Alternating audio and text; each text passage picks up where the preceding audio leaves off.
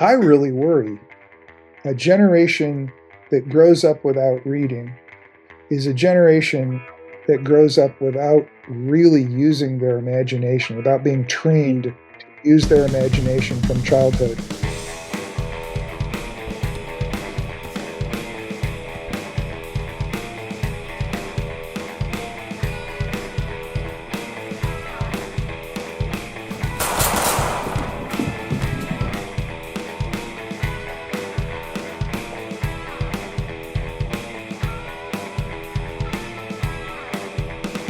Welcome to the Men's Adventure Fiction Podcast. We are back. Oh yeah, we have an awesome episode with part 2 of the Beau L'Amour interview right here for you guys, so enjoy. I think a lot of the other part, and maybe an answer to some of the things that you're asking also, was I tried to interweave these stories. So very few of the characters are unknown to one another. They don't come out of the blue. Okay. So Mike Fowler knows the CIA guy. Other people don't know the problem he has with them. Jack Johnson, the salvage diver, also knows the CIA guy. Mike Fowler and Jack Johnson have known one another for years. There's all of these kind of layers and layers and layers to the different, to the different characters. And that helped me a lot because it gave depth to every relationship. Right. It felt lived in and wide. It felt very lived in. And also, and this is a thing that's kind of interesting. If this came out of reading my dad's journals, in 1960, there were fewer than half the number of people alive that there are today. And when people did similar things, they tended to know one another. Okay. You think, I know it's a lot of people, but you're talking about a world with 3 billion people. And then those 3 billion people are siloed into areas that they don't get out of very much. Right. And I made this one comment relatively early on when Mike Fowler is trying to figure out how he's going to salvage a submarine. And he says, all the competent salvage divers in the 50s and 60s pretty much knew one another. Yeah. The majority of them, at least the guys who were senior guys, had all worked at Pearl Harbor because that was the biggest salvage operation there was. Right. It was a salvage operation in history. And so the world was a smaller world. It was deeply intertwined. Same thing with the German characters. And it just kind of helped every character filled in gaps for other characters rather than having just one of them kind of pop to life and do a certain thing and then vanish. There are a few characters like that, but I tried to keep that to a minimum. And at the same time, it's difficult to, when you create an intertwined world like that, you don't want it to seem convenient. Right. You don't want it to seem like it's full of coincidence. And I'm reacting here for a second because there's a massive coyote explosion over on the other side of the canyon from gotcha. Yeah, I can hear something. But anyway, so there's, some of it just comes from all of that sort of layering. I'm not sure it would work in another story as a mechanism for getting characters out. It worked beautifully in this one. Right. Yeah. And I know you said your father was struggling with the balancing of the characters, but for you then it was almost like letting each character and their interaction with the other character and everything kind of build each other. You know what I mean? Like this character is informing this character, how this character interacts to this character tells you more about this character. So you almost made it a strength in the end. That's cool. I think that's a cool way to flip the initial struggle of balancing. Compared to what my dad was doing, I opened up this whole world. My father was creating a bigger, fancier version of the short story Off the Mangrove Coast. Okay. And that story, which is brilliant, is just tightly contained. 5 characters. That's it. Right. Okay. And they're just on the one adventure for like Absolutely. a month or something, a week, something like that. Right. And his process was locked into, I want to do a bigger version of that, maybe not recognizing until the end that a bigger version of that is harder to work. Yeah. You know, look at the, you know, we've used this as an example earlier. Look at the James Bond movies. Okay, forget the books for the moment. So look at the James Bond movies. James Bond does this thing that's oriented with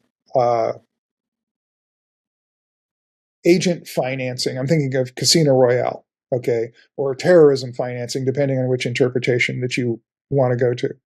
And then he does this, and then he does that, and then eventually James Bond saves the world, okay, and then James Bond saves the world underwater, and then James Bond saves the world in space, okay. By the time you get to space, the only thing left is heaven, okay. You've inflated the stakes so big, Right. okay, and that it doesn't initially seem to be a mistake. And this in Skyring Water was a big treasure. But the beauty of Off the Mangrove Coast is that treasure is only a treasure if one guy gets it all. Okay? Because there's not enough money. Right. You know, it's a really, really limited amount of money. And it's sort of like if 5 guys get it, they're all going to go home with like $3,000. Huh. That's super. That's a really I never thought about that. That's so cool. And that's the beauty of that story. That's the brilliance of that story. It's an additional pressure. Right. And so yeah, it's I'm just trying to think. There was a thing that crossed my mind a few minutes ago. We were talking about the moment in Israel. I'll tell you a thing that unlocked, and this is just totally weird. There's a moment. There's a moment there where the Israeli general he tries to describe what they're looking for, and he says, "Have you ever been to the dog track?" Okay, and he says the dogs chase this mechanical bunny. Okay, and he says the thing that we're after is the mechanical bunny. Okay, and I think I came up with that in the shower. And I was, Classic. it was, and you're gonna laugh, you're gonna die because this is perfect for this story. A lot of writers get good ideas in restaurants, and there's even a David Mamet book called Writing in Restaurants. Wow. And I can remember as a kid going to the Hamburger Hamlet, which was a mid-priced, large, menued, kind of nice-ish restaurant in Westwood Village, sitting at the counter, taking notes on like the first audio drama that I wrote. Okay. And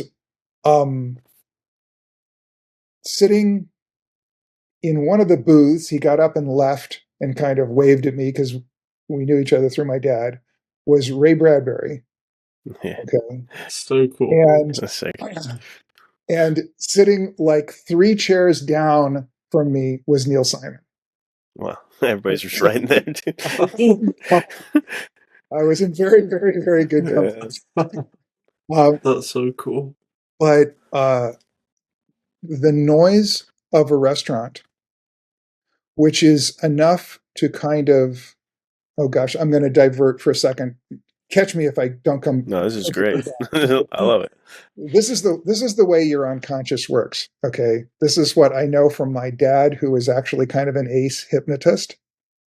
Okay, your conscious mind, it cannot focus on very much at any one time.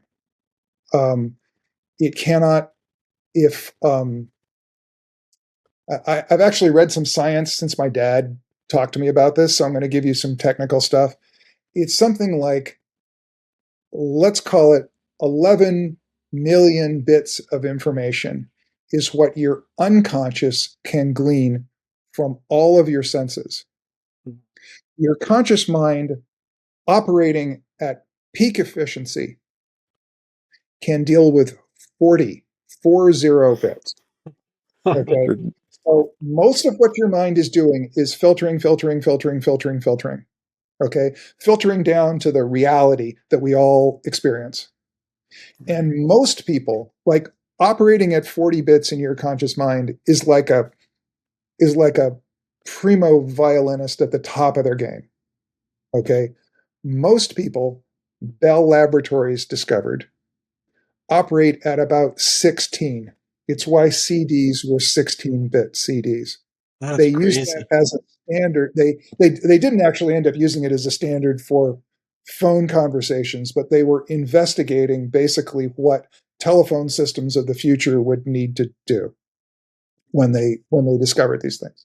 That's So wild. it's very limited, but it moves very quickly. Imagine your conscious mind is like a flashlight beam in a dark room. Okay, so it can take in anything that it shines on. All right, so now let's take those 16 bits or those 40 bits or whatever it is. It's a relatively limited amount. And let's imagine them to be like a cup of water. Okay, what a hypnotist does to access your unconscious and to allow you to access your unconscious is he fills that cup with nonsense. Watch the watch. Listen to my voice. None of this means anything. It doesn't happen to do with a watch. It doesn't happen to do with you moving your head or your eyes back and forth or anything like that. It's basically filling your conscious with crap. Okay? And when you get it filled and the person stops, like, paying attention, trying to add things to it, just lets it happen, you're in the unconscious. Okay? So the closer you get to that as a writer, the better when you're trying to create things. Okay, so restaurants have this ambient level of noise, which helps with that. They have the food or the coffee or whatever it is, which is the stimulation that you're taking in, but you're not thinking about it very much. I have noticed that sitting there creating things in restaurants back in the days when I did that, when there were actually restaurants where you could go and sit around and do things like that in Los Angeles, which there really aren't any longer. If the television was on in the bar, it interrupted that because there's something about, like, the guy on the news or something like that. It's the television is talking to you, the audience. It's not really ambient noise. Yeah. So it was harder when that happened. All right. Yeah. So the thing that takes the place of the restaurant these days is the shower. Okay. I try to get out of bed and get to the word processor, like, first thing, as close, make the unconscious to conscious connection as closely as possible. But in between there's a shower.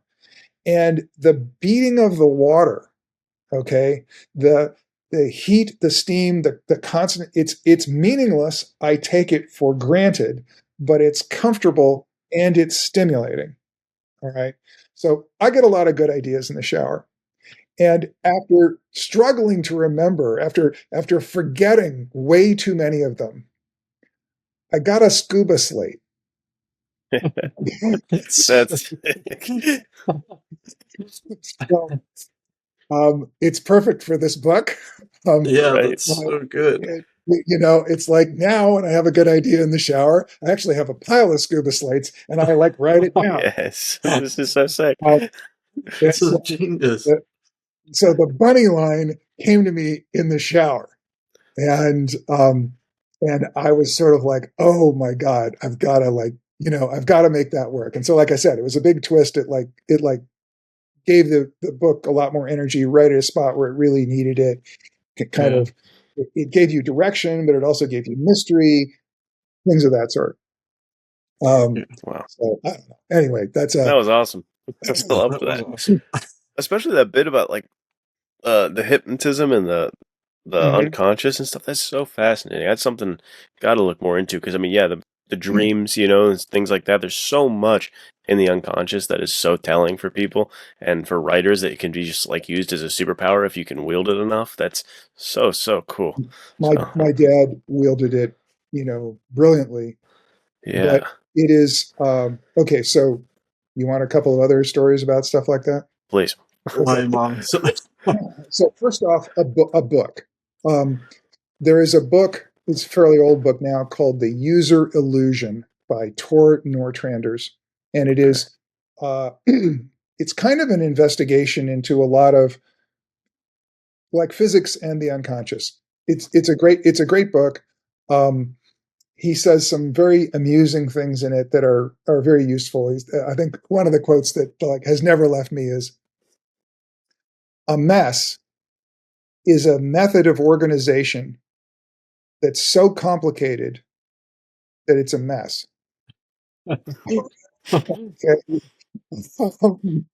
And it's he's very much about how your unconscious is a sorting process for sorting information into something that you can interact with the world with.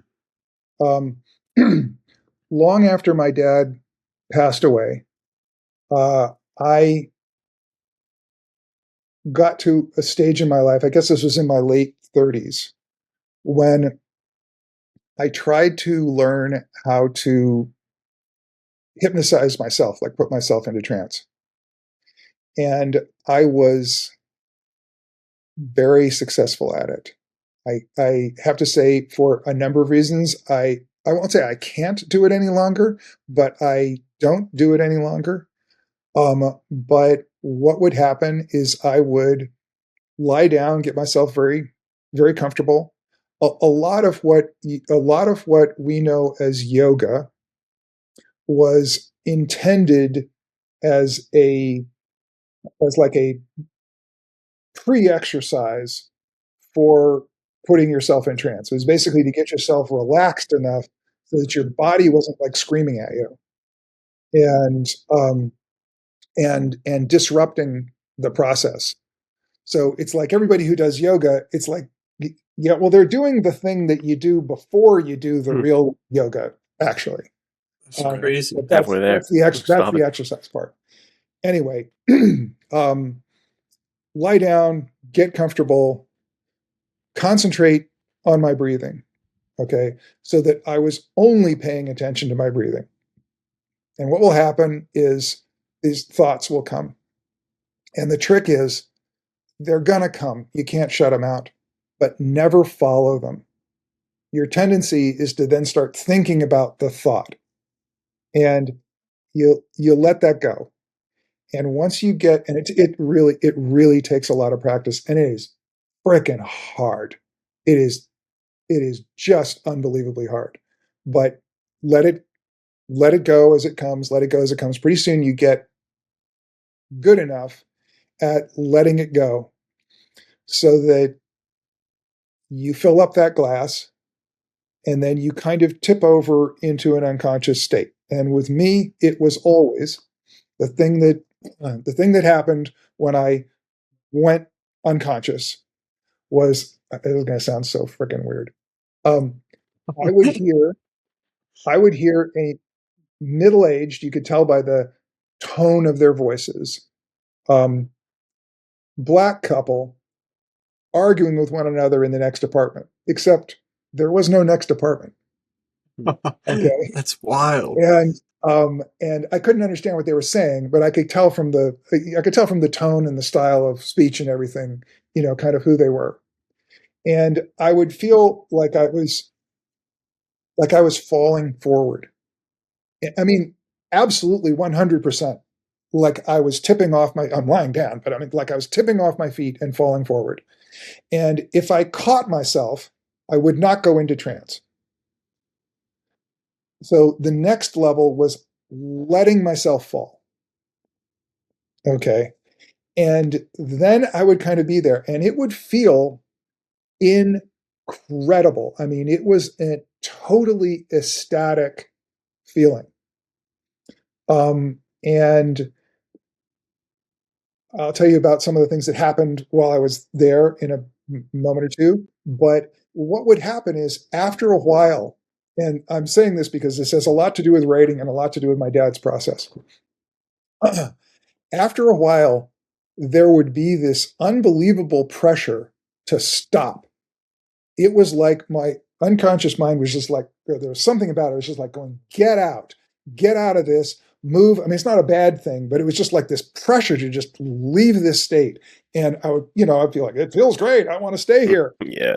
And I could kind of make that happen a little bit. I could fight it a little bit. And then all of a sudden it'd be like, whoa, wow, okay, I'm back. That was like, it almost like after a while, the pressure just built up and the process just ejected me.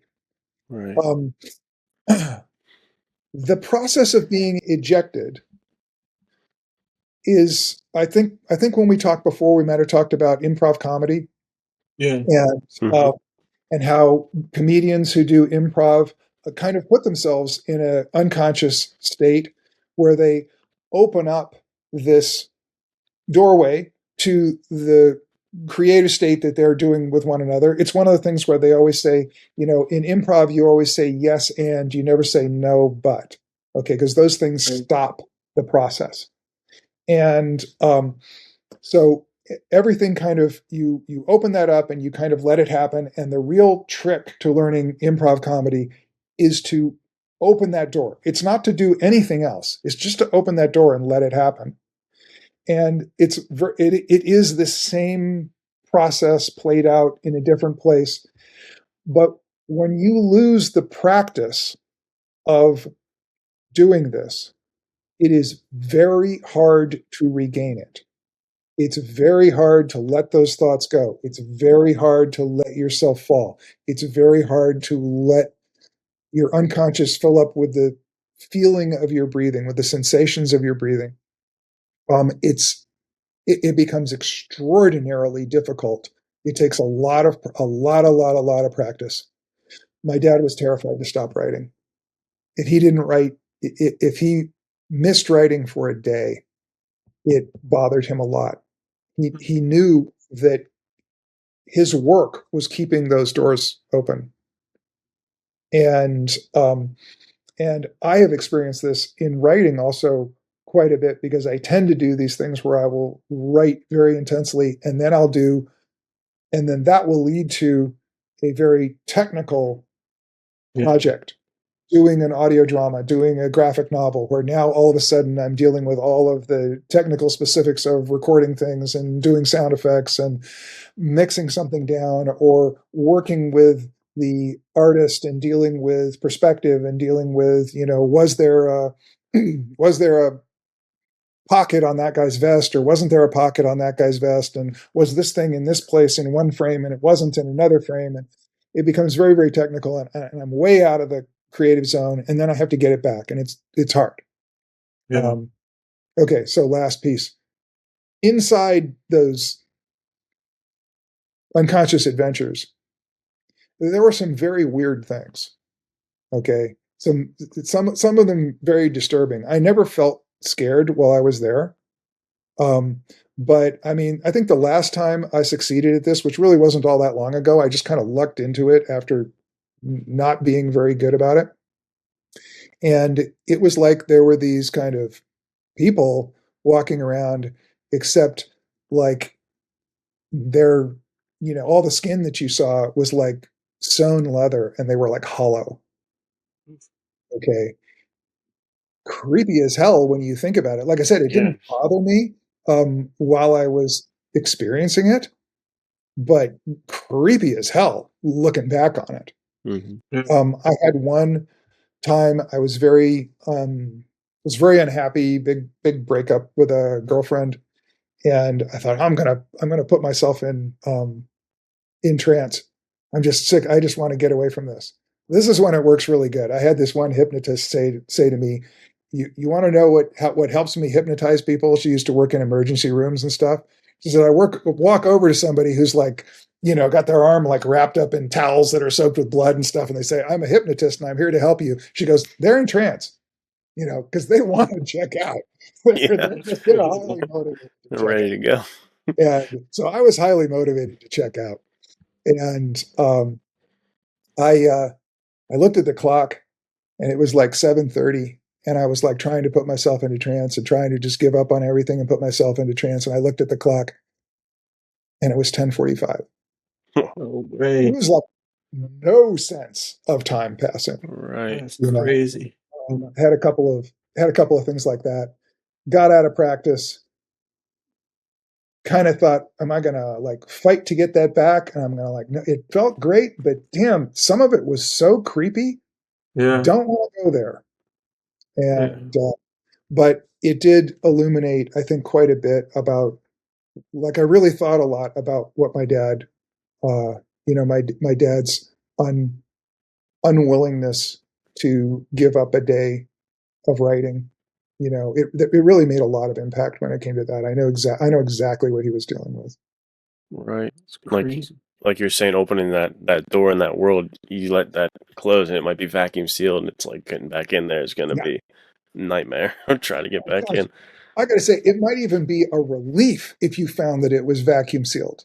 The problem is getting it open again can be so hard. Yeah. And it's just, it can be crazy difficult. So yeah, I think for anybody, I'm a big believer of the closer you get to, the closer you work to getting up in the morning, the more regularly you work. You hear authors like Stephen Pressfield, has a thing that he writes to like get him started. Mm-hmm. He like writes the same thing every time, and having some kind of a ritual. I think if you guys have kids, if you've got kids, one of the best things to get them to go to sleep is, religious or not, get them to say their prayers. Mm-hmm.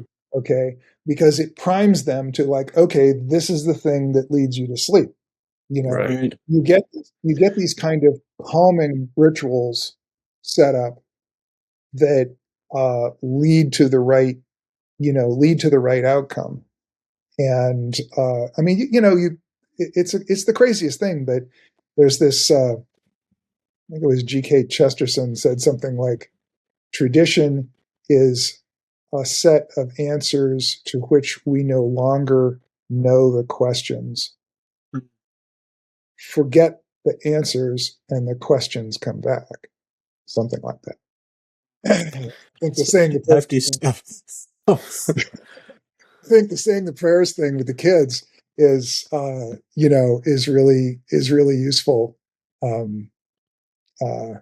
Really useful for that if you want to get them to go to bed. Yeah, which I definitely do. My daughter and I it's shifted a little, but we would say prayers, and I would say, like, we would just thank God for everything, that she's like family and friends. But it unfortunately backfired from the way you've described it, because to say the prayer, she had to jump every time she said them in the bed and yell them as loud as possible. So the prayers did not work as well as I would like to get her to bed. But yeah, the brain connection to that kind of stuff is wild. I remember when I started writing, to get myself in the habit, I like made sure I lit a candle right before, just because like once the candle was on, it was like, all right, I'm good to go. And that's why they say you shouldn't do work in your bed, because then your bed is in your mind. It's like, I work here, and then there's like stress, like chemicals going off in your brain. You just won't sleep as well if you're constantly doing work in your bedroom or like in your bed. So yeah, the mind connection to routines, patterns, triggers, like that stuff is huge, and you can use that to your benefit. War of Art by Pressfield is like such a good book to read, like to kind of use some of those mechanisms to get over some of those common. War of Art's brilliant. I mean, I like him as a writer. I can remember, I think I was doing publishing meetings in New York, but I was also reading Gates of Fire. This was quite a long time ago. And I mean, I was getting to the end of that book, and it was like 2 a.m, and I was sitting on the edge of the bathtub in my hotel room, like reading that book, and I was like sobbing, Yeah. It's like, there's a point at the end of that when, I can't remember who it is. I guess it's, one of the top Spartans explains like why they have chosen the which 300 were going to go, and the guy says, I chose these people because they had the strongest wives. And he said, Wow. the men who went to the hot gates were going to die. And the only way to defeat the Persians was to have the Spartan women hate them so much that they would raise a generation to defeat them. Wow. And I gotta read that book. there's it's like, you know, yeah. And the other one that was brilliant is they. Go ahead. I was going to change the subject, so you go ahead. I want you to remember what you're going to change the subject to. Okay. Yep. The other one that was so wonderful in that was he says there's this kind of sergeant and these younger, you know, kind of non-commissioned officer and these couple of young guys, and there's this whole thing where they're basically, they fight in ranks, they fight in a phalanx with interlocking shields, you know, and there's this whole kind of litany of, it's like, my shield protects me and the man on my left or my right, whatever it was. And the non-com is like going to these guys over and over. He's like the big question that's constantly fired at them in kind of Socratic teaching is, what's the opposite of fear? What's the opposite of fear? You're going to fight. Now you're going to fight this suicidal battle. What's the opposite of fear? And he never answers this, but as the last of them are like cornered and being slaughtered, you know, the young soldier says, I know the opposite of fear. The opposite of fear is love. And it's just, so good. Yeah, he's so good. There's some great stuff in that book. I've not read his fiction. I have to read that because I've really only read his nonfiction, I guess. There's another one which you can. This is an interesting kind of trifecta of stories, all about the same thing. If you were to read his book Killing Rommel, okay, and The English Patient, and the book and the movie are totally different and equally good. And The Key to Rebecca. Okay. All four of those stories are almost exactly about the same stuff. Wow. I did not know that. I forgot. I guess I never realized The English Patient was his, because I haven't read the book, but I love that. Oh, it's not? Oh, okay. I was like, I love that movie. But okay. Rommel is Pressfield, English Patient is Michael Ondaatje, okay, and Key to Rebecca is Ken Follett. Okay, so that's just that connection, like you're saying, that thread. They're all about the same moment in World War II history. Wow. I think I've read Key to Rebecca, and it's really good. Yeah. Now, Nathaniel, what were you going to say? I wanted to. I know it's getting late, so this may be a can of worms that's just going to. Fine with me. As always, I can go as long as you want. But I wanted to talk more about this writing from the unconscious and kind of like get a better read on that. So with you going into these trances, how does that like correlate to writing? You're not writing in the trance, right? So is it just being more in touch with the ability to kind of like connect with your unconscious that allows you to write more? I wish I could say yes. No, I never really felt that these trips into the unconscious solved anything. I always had this sense that like, oh, I can make it do this and I can develop these qualities. I mean, I developed my ability to do it. Okay. Many years later, trying to lay down and do it today, I have to say I'm very impressed with the fact that I could, because I can't now. Yeah. But no, it never solved anything like that, except I notice that feeling of emergence, that feeling of kind of being ejected from the unconscious world or the unconscious state, sometimes when I'm writing. Okay. So sometimes I kind of get into it and I find that I'll really, really get going. And then I'll feel that sort of like, whoa, wow, I was there, and probably more than that was just this appreciation of my father's work ethic and recognizing that we had experienced the same quality and that were, like we were saying earlier, I've been very lucky into not have to deliver the pages like he did, Right. you know.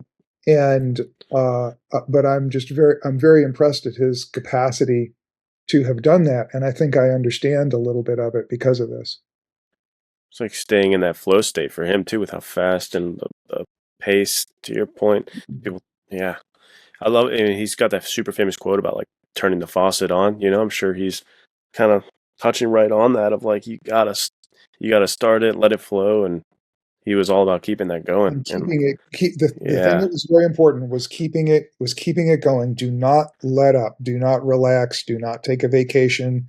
yeah, Um, and and like I said, I have fought that exact thing, because I tend to not take too many vacations, but I tend to, you know, go.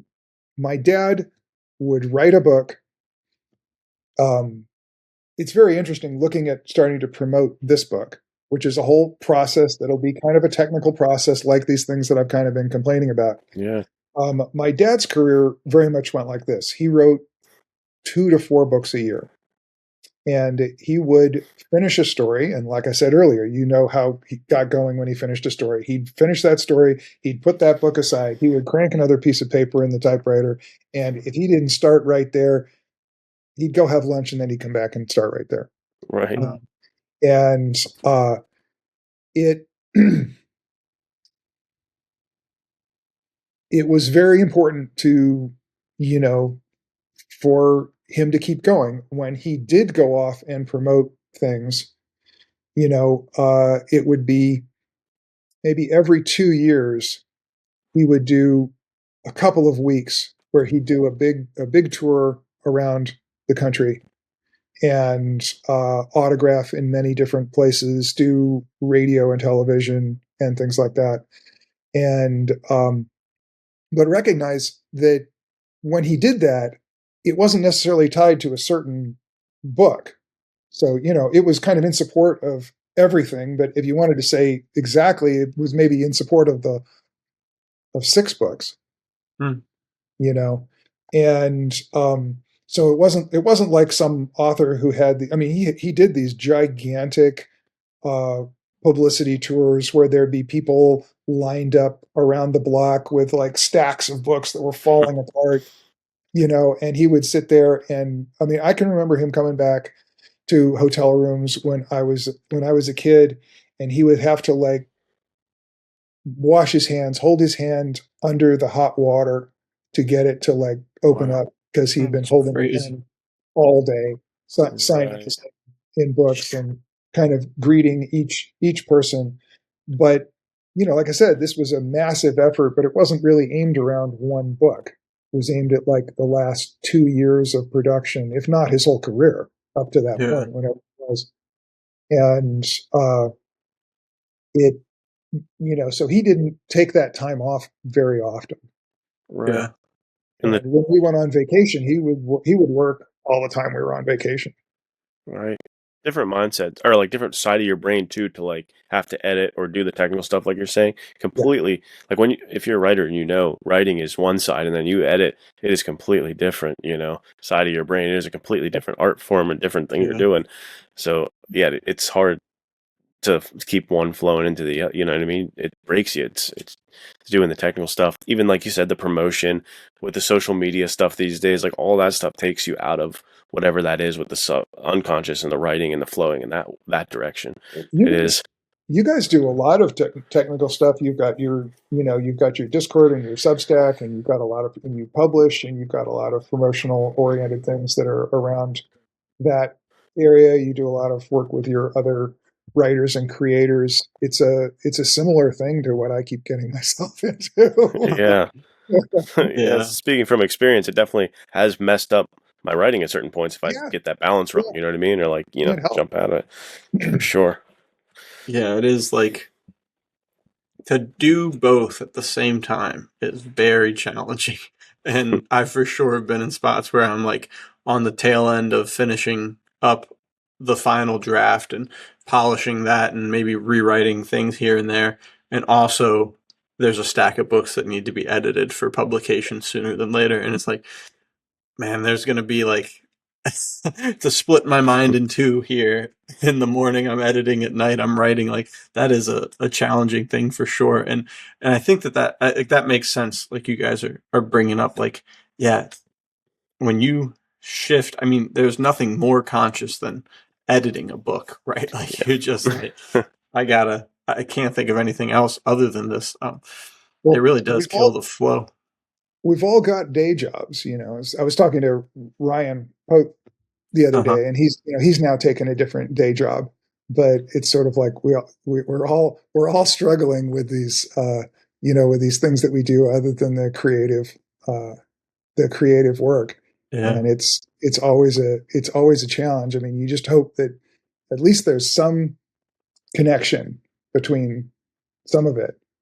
You know, I'm not sure what there is with Ryan. I'm hoping whatever exactly he's doing, he's gaining plot ideas and things like that as he's doing it.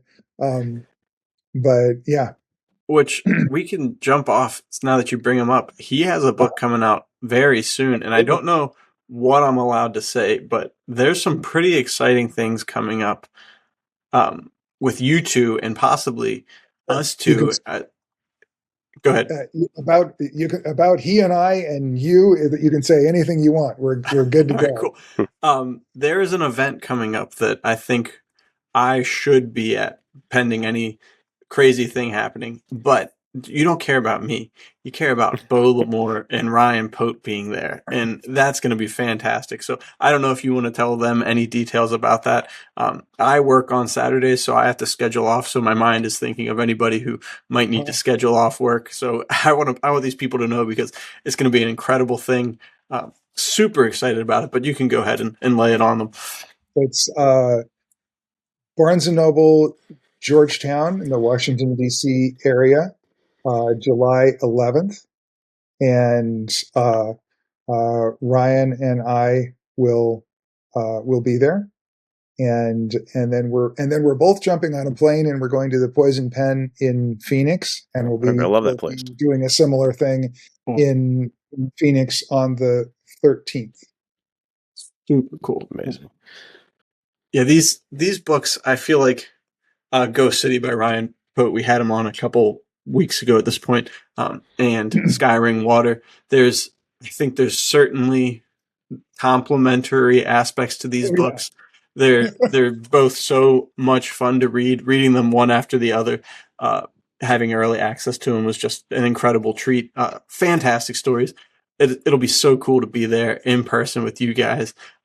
Get to meet you, get to talk with anybody and everybody about these books, so that people can just see. I mean, this is the resurgence of adventure fiction, right? Like, it's just so exciting that you guys are just on the front lines pushing this to the people who need to see it. It's incredible. It's an important, there's an interesting thing, because certainly there is the story out there that the publishing industry has been taken over by women and only publishes women's fiction. And I think there's a lot of truth. I mean, that is a problem that the publishing industry faces. But, I got this published. That's not a surprise. I got an 80-year career of my dad's behind me. Okay. But Ryan doesn't. Yeah. Okay. And I mean, if there's any good example, I mean, I have said this to people. I've said, look, the problem is there, but it's not as bad as you think it is. Right. Number one, there are guys that escaped from traditional publishing and ran off to Kindle Originals. Number two, there's guys like you guys who just started off doing your own thing. Okay. These people are not being taken into consideration by the people who look at the mainstream. People who look at the mainstream, they think none of this is happening. And mainstream publishers, what goes on within the Kindle original environment is a black hole. They don't have any idea what's going on there. And I think the real downside to publishing, the giant mistake they're making, is that they don't care. Right. And this is exactly the mistake that was made in the early days of paperbacks. The hardcover publishers looked at what was going on in paperback originals, and their whole idea was, oh, yeah, it's just this disposable, ridiculous thing. There's trash, and we don't care. And then, within 20 years, the paperback companies had pretty much taken over absolutely everything. It is not particularly well known, but the acquisition process at Penguin Random House was Bantam Books took over Random House. Okay. So it was Bantam, a not exclusively paperback publisher, but Bantam, a huge power in the paperback business, started doing its own hardcovers, took over this big publisher, Random House, and then Penguin, an early paperback publisher, was acquired also. And so the process went from this kind of unknown, unrespected medium to that kind of taking over the whole publishing world, to the publishing world forgetting about it and acting like it had never happened, and now treating all these other publishing formats the same way. And so anyway, I've spoken about this to a couple of people, and they're like, oh, yeah, you can't talk, because you're dad and all this kind of stuff. I'm going, damn straight. I totally agree with this. But Ryan is not. Ryan's a whole different thing. He came out of nowhere, okay? And he did it absolutely himself. Yeah. And so it can be done. I'm not sure for everybody that it's a good idea. And I think the publishing industry doesn't learn very well. It never did. It probably never will. And I mean, I would like to just kind of shake some sense into them occasionally. I mean, when I delivered this book, they were sort of like, the only thing that's selling right now is romantasy. And I'm like, what am I supposed to do with that? You want me to go somewhere? It's like, and it shows, if you don't treat the whole range of what people would want to read, all kinds of different people, you don't generate a new generation of readers. You don't generate a broad selection of readers. I mean, you have to treat the whole thing. And you're also not training. I really worry a generation that grows up without reading is a generation that grows up without really using their imagination, without being trained to use their imagination from childhood. Is that a person who is capable of having the vision to, say, design something mechanically? I don't know. It's like we haven't done it in a long time. We haven't done it in 500 years. And I wouldn't want to take that risk.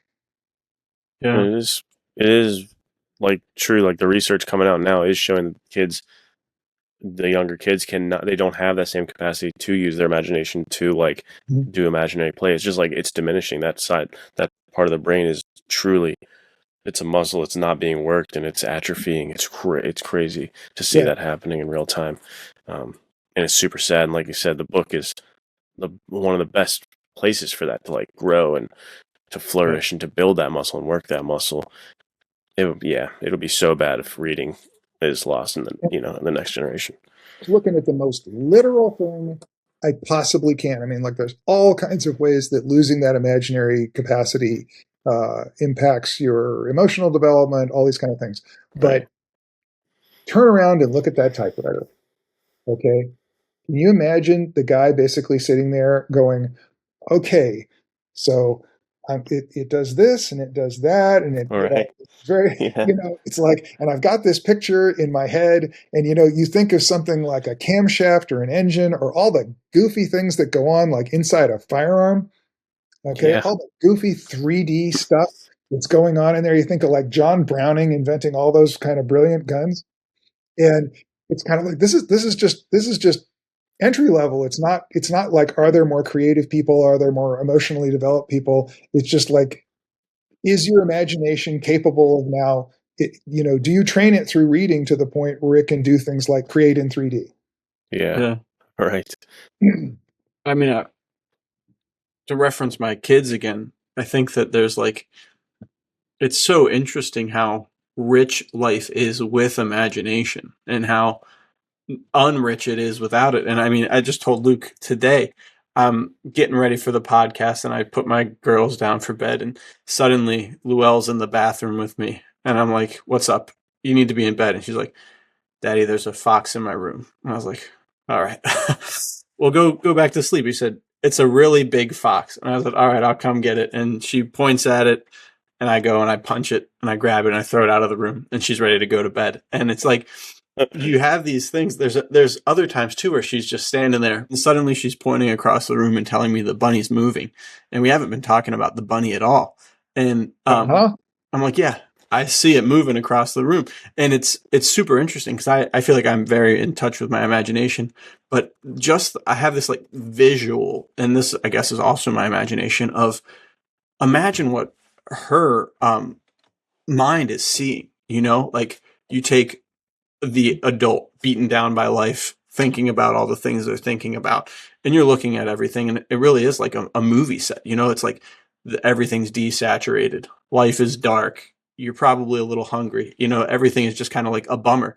And I'm over here looking at my daughter and she's seeing like a bunny, like what is, if I see things through her mind, is every single thing around us like filled with flowers, and like beautiful greenery and everything's like ultra saturated. And to have the ability to like turn it on and see the bunny with her is just one of the best things in the world, and I think that that's like, to your guys' point, man, if reading is the thing that does that, then read as much as you can, as often as you can, because if you lose that ability, like I think I have this train of thought and I want to do something with it eventually about how like I think imagination is the wellspring of adventure, because if you put someone who doesn't have an imagination in an adventurous spot, they're miserable, right? There's life is just bad for those guys.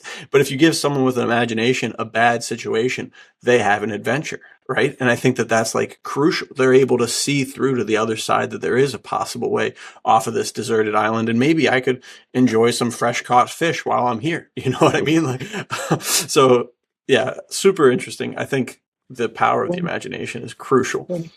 When we were trying to, so I worked with this SEAL, a guy who'd been a SEAL in the Vietnam era, on Skyring Water, and he had been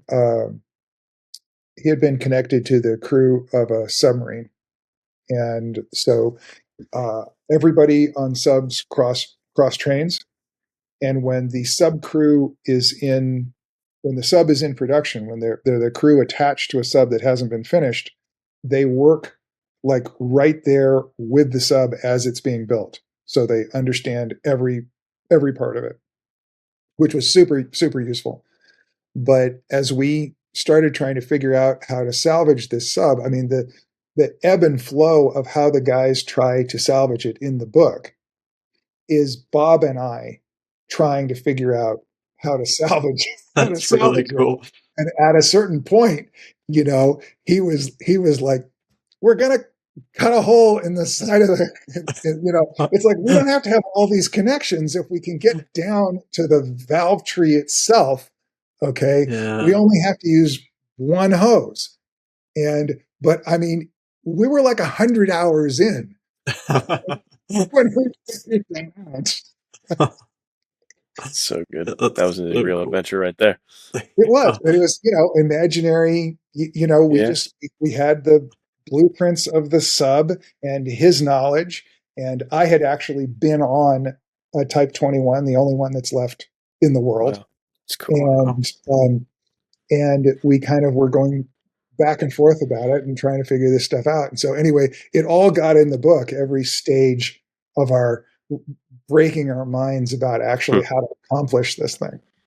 Oh, well, this is something that, once again, I you gotten me listening to you talk for 2 hours. It's just got me fired up beyond all belief, I guess, because all these synapses are going.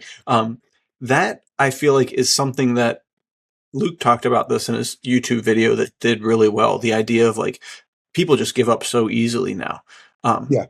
And that concept there of you guys spending 100 hours, I mean, some of the most rewarding things in my entire life. Like I'm talking, Luke and I were talking about top 10 moments of life. I think some of the top 10 moments of my life are solving the problem of the book, that like the plot hole I can't figure out, the issue that I can't get through. And sadly, so many people are turning to artificial intelligence to fix that these days. And it's like, man, dude, you're robbing yourself of, sure, it's not necessarily the most fun thing to be like going back and forth with your buddy for 100 hours trying to solve the problem. But at the end, the reward of pushing through and figuring it out yourself is just like, you cannot describe that feeling and do it justice. It's just like one of the most incredible things of all time to be like, I got it. I finally figured it out. Yeah. It's an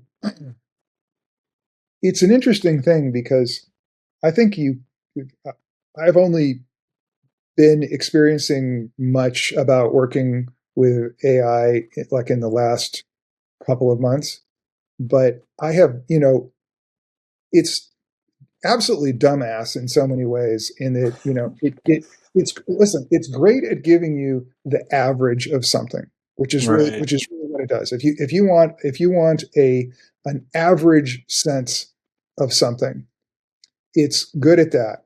It's ridiculously obsequious and can make people sick by the way it sucks up to them, which is disturbing. But I'll tell you, if you say, here's an idea, rip me a new one, it will do it. Okay. And it's unpleasant.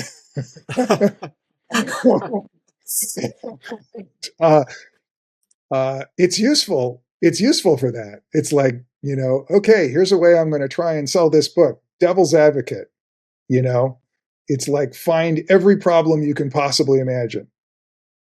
And it's there are useful things for it. It's not a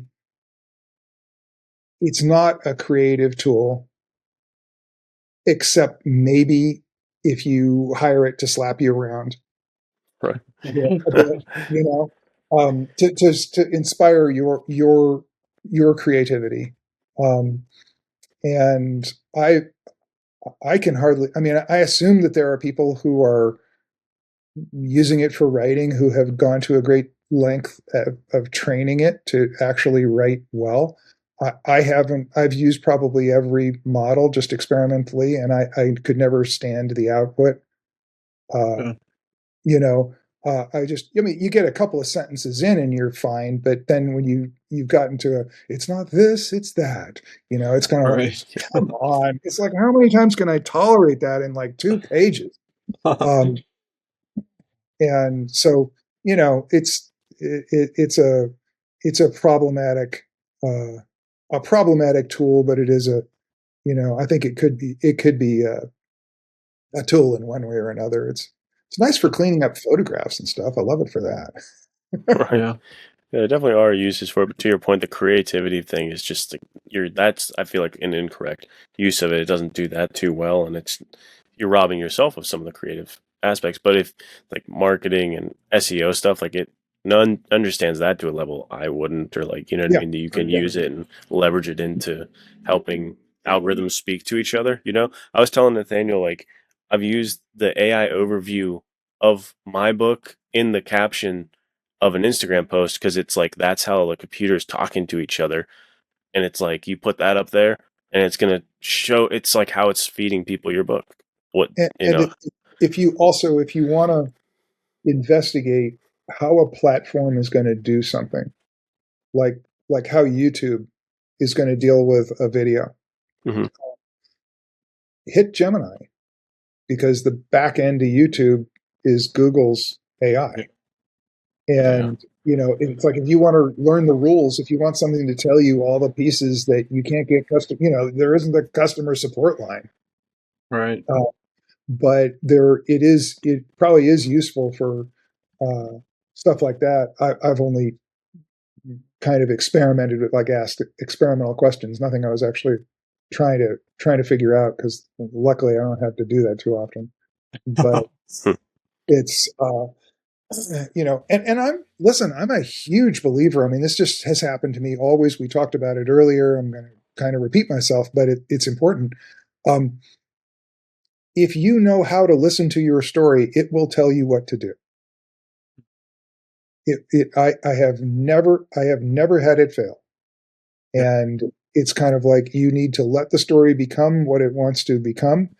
And it will, if you're good at doing that, you'll be sort of like, oh, this story wants to become that kind of thing. And it's pushing me in that direction. And, don't fight it. Right. I went out on this, it's so funny. I went out on this date with this gal who was a documentary filmmaker. And partway through the evening, it was one of those,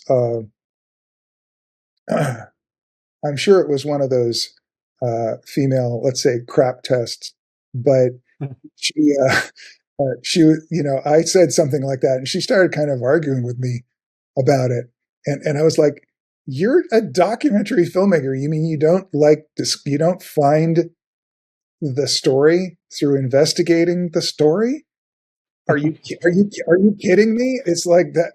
It's that's crazy, and it feels kind of dishonest. It's sort of like, if you go in knowing what's going to happen, right? Like a preset agenda that you're making instead of let's go figure out the truth and document it. I don't trust you anymore. Yeah. And but yeah, I've always found that it will start telling you to do stuff, and you do those things. And that doesn't mean it's going to tell you to do everything, but you do stuff, and you see how the story kind of reacts. Treat the story like a co-writer. Get it on paper.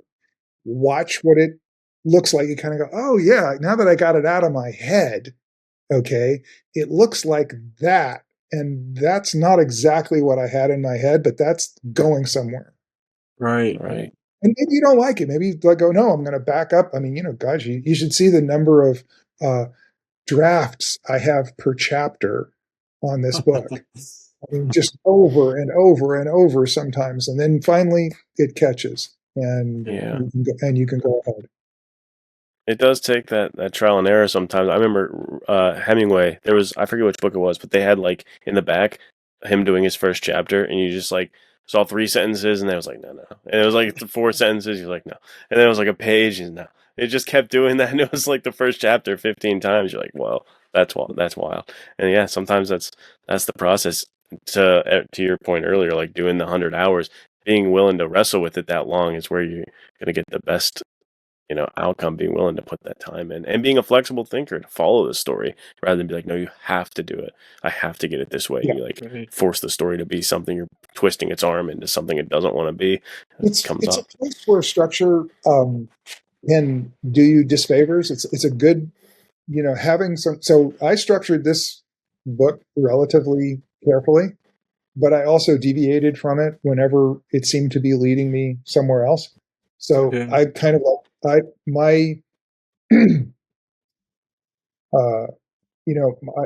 always work with a midpoint, which basically says, what you thought was happening isn't what's happening.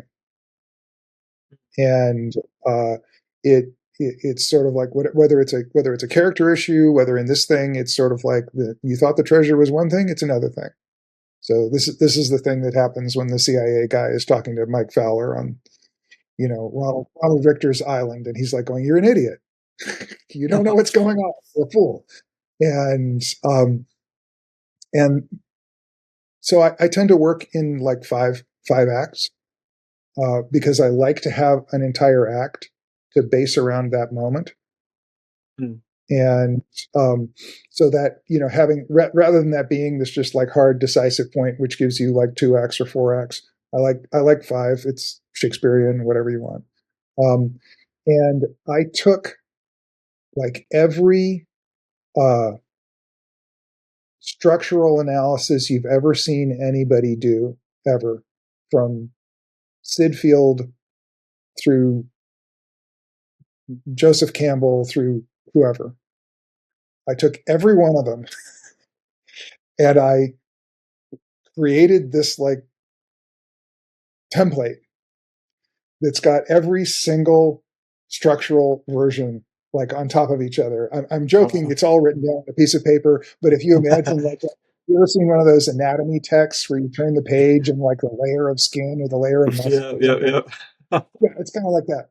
And but I just basically work with like, okay, there's 5 acts. The center of the third act is based around this kind of a change.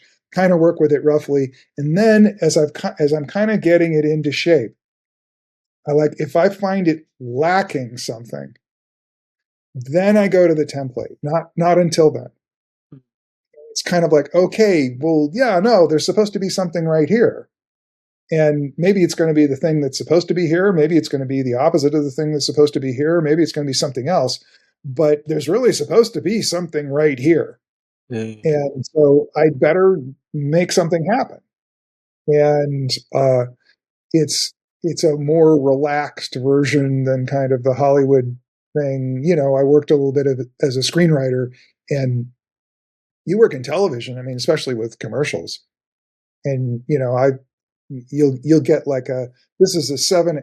You got 94 minutes, 7 acts. You got 89 minutes, 8 acts, and Act 1 is this long, and then you have a little bit of flexibility. It's like you want to go Act 1 is always a little bit long because you want the audience to get into it before you break for a commercial. And so you might go 20 minutes, you might go almost 30 minutes, but after that you're going to be 12, 15 minute acts. And it's pretty rigid, and you have to try and build in something that'll keep people through the commercial break as you go to a commercial break, and then you go make the movie and it doesn't end up like that at all, and you end up reconstructing it all in the editing room, trying. It's like, yeah, well, that thing got stuffed in the middle of like Act 4, and we can't use it at all for our commercial break. Now we gotta create something to like keep them while they watch the Clorox commercial or something like this. Yeah. Like they say, the thing you write and the thing you film and the thing you edit are 3 different movies, basically. Crazy in that kind of thing. Another. So I gave you that Key to Rebecca, The English Patient, Killing Rommel. Oh, and one more. The I think it's called The Lost City or The Search for Zerzura. It's another one. True story about the same characters. All basically these are all about the guys who were mapping the Sahara in the 30s with like specially built vehicles. You see a little bit of this in the movie The English Patient. And those guys, when the war came, they all went to work for the different powers. So some of them went to work for the Italians, some of them went to work for the English, some of them went to work for other people. And there were only so many guys that knew the Sahara. Mm-hmm. And they all knew each other. And they all knew what each other knew. Okay. So it was this giant like chess game played out by people who could read each other's minds across like 1,000 square miles of desert. Crazy. And so it created all these interesting books. But an interesting book based on those books is there's a book called The Conversations, and it's by Walter Murch, who is probably the world's greatest editor, and Michael Ondaatje, who wrote The English Patient. So it's about Walter Murch I believe he's the only guy in history who ever won an Academy Award for picture and sound on the same movie twice. Okay. So he won that for Apocalypse Now and The English Patient. Crazy. And and he's a super intellectual guy. I mean, he's basically a guy who spends his off time like studying these unbelievably academic papers on like eye movements and stuff like this. I mean, he's just an absolute deep dive into everything that might apply to his science. That's crazy. So this book, The Conversations, which is kind of riffing on Francis Coppola's movie, The Conversation, but it's Michael Ondaatje and Walter Murch, the first author of The English Patient, the novelist, and the last author of The English Patient, the editor of the movie, talking about all of the interesting differences, and they're radically different. Michael Ondaatje was super happy with the movie, but it's incredibly different from his book. That's crazy. And they're both very good. And maybe if you read them like 5 years apart, you wouldn't recognize how different they were. But if you read them side by side, you're sort of like, this is like it's like a computer game where you're able to access the story from a different direction. That's wild. Right. And Anthony Minghella, who's the filmmaker, unfortunately passed away a few years ago now, was great at doing stuff like that. He also did the Matt Damon Talented Mr. Ripley, which was I love that movie. Really good. Yeah. But anyway, Murch and Ondaatje did this big book full of photographs and discussions of stories and working things out as a novelist and working them out as a film editor. And so interesting. Pretty interesting. Yeah. Yeah. That's super cool. But I mean, this has just been truly the best. Incredible. But we should end with you giving the final details for Skyring Water and telling people what they need to know. And one final plug for July 11th. Oh man, look at that thing. It's beautiful. Such a beautiful cover. I love that cover. Yeah. Colors. June 2nd. Trust me, it can't come soon enough for you guys. So thank you, Beau, so much for being on the show. It's just every time Luke and I, when we're prepping for an episode with you, the first time we were like, what's going to happen? Like, this is crazy. And today we're like, well, we know we're going to talk about Skyring Water, but like, what's going to happen there? And how, like, there's just no way to plan because you're such a vast store of knowledge and information and so much across so many different things. And then you're also Louis L'Amour's son too. Like it's just crazy. There's too many layers here. So thank you for joining us and talking with us and regaling us with incredible stories and information. I mean, it's too much fun. And the book, superb. I can't recommend it enough. Thank you so much. It's really, really gratifying to hear because of course I've only spoken to about 3 or 4 people that have read it, you know, maybe 4 or 5 people, you guys being 2 of them. Yeah. And so it's you know, I guess it's okay.